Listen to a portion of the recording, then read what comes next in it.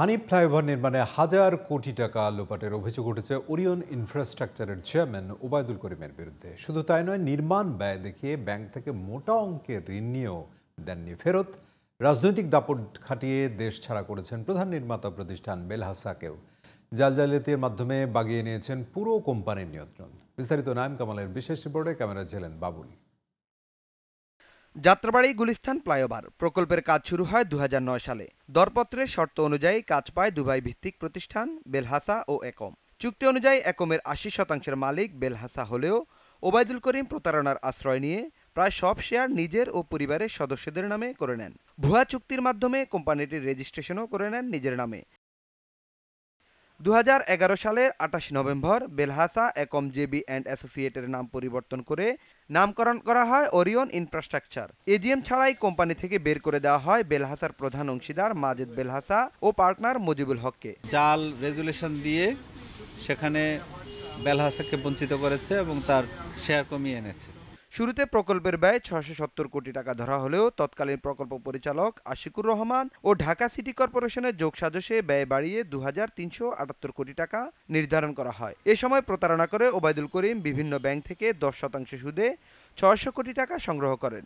এছাড়া বিভিন্ন ব্যাংক থেকে বন্ড ডিসকাউন্টের মাধ্যমে বন্ধক রেখে 2150 কোটি টাকা হাতিয়ে নেন। তবে বেলহাসা ও একম ইঞ্জিনিয়ারিং এর ব্যাংক অ্যাকাউন্টে লেনদেনের স্টেটমেন্টে মাত্র 790 কোটি টাকা খরচের তথ্য পাওয়া গেছে। বাকি 1360 কোটি টাকার কোনো হদিস মেলেনি। অভিযোগ রয়েছে পুরোটাই বিদেশে পাচার করেছেন ওবায়দুল করিম। এ বিষয়ে তদন্ত করে ব্যবস্থা নেওয়ার কথা জানান দক্ষিণ সিটি কর্পোরেশনের নির্বাহী কর্মকর্তা মোহাম্মদ মিজানুর রহমান। অভিযোগ আসলে আমরা তদন্ত করে দেখব এবং সেখানে যদি এরকম অনিয়ম পাওয়া যায় অবশ্যই সংশ্লিষ্ট যারা দায়ী থাকবে তাদের বিরুদ্ধে ব্যবস্থা নেওয়া হবে। অনুসন্ধানে জানা গেছে ওবায়দুল করিম যাত্রাবাড়ী ফ্লাইওভার থেকে আদায়কৃত টোলের মাত্র 40% হিসাবে দেখান। 12 বছর ধরে বাকি 60% টোলের টাকা গোপনে সরিয়ে নিচ্ছেন। সড়ক ও জনপথ বিভাগের হিসাব বলছে মেয়র হানি ফ্লাইওভারে প্রতি ঘন্টায় বিভিন্ন ধরনের যানবাহন চলে 8 থেকে 10,000। সেই হিসাবে টোল আদায় হওয়ার কথা বছরে 1200 কোটি টাকা। আর অরিয়ন হিসাব দিচ্ছে বছরে 140 কোটি থেকে 178 কোটি টাকা। ফ্লাইওভার ঘুরে দেখা গেছে নির্দিষ্ট টোল প্লাজা ছাড়াও বিভিন্ন পয়েন্টে চালকদের হাতে রসিদ ধরিয়ে টোল আদায় করছেন অরিয়ন। এভাবে টাকা নেয়া হিসাব থাকছে না কম্পিউটারের সফটওয়্যারে।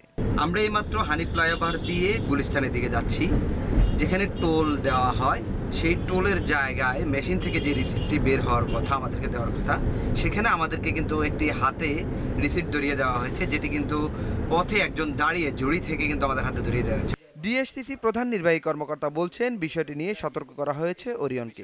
ওনাদেরকে পরামর্শ দিয়ে কঠোর নির্দেশনা দেওয়া হয়েছে এবং আমরা যাচাই বাছাই করে কিন্তু তখন আমাদের হিস্সা আদায়ের ক্ষেত্রে আমরা অনেক বেশি সোচ্চার হব। টিআইবির নির্বাহী পরিচালক ইফতেখারুজ্জামান বলছেন অরিয়নের বিরুদ্ধে ব্যবস্থা না নেওয়া ছাত্র আন্দোলনের সাথে স্পষ্ট প্রতারণা। হানিফ ফ্লাইওভার প্রকল্প বাস্তবায়নকে কেন্দ্র করে যা সংঘটিত হয়েছে এই তথ্য অনুযায়ী যেটা দেখা যাচ্ছে সেটা হচ্ছে বহুমাত্রিক প্রতারণা, দুর্নীতি এবং বিশেষ করে ক্ষমতার অপব্যবহার। কারণ রাজনৈতিক যোগসাজশের মাধ্যমে অতীতবাদের মেয়াদে এই প্রতিষ্ঠান বা প্রতিষ্ঠানের কর্ণধার তারা এই অনৈতিক সুবিধাগুলি অর্জন করেছে।